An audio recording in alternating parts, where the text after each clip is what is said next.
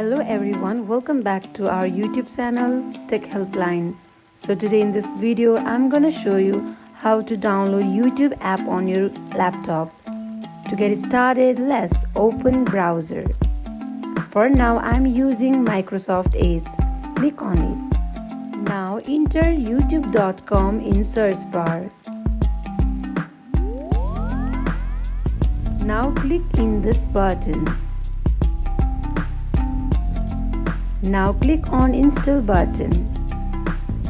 Your YouTube app is installing. Here click on allow. Now your YouTube app is successfully installed on your Windows. Now if you search YouTube on your search bar, then you can see here is YouTube. So click on open and your YouTube app will successfully open. So that wraps for today. If you guys like this video, do not forget to like, comment and subscribe our channel. Thank you for watching.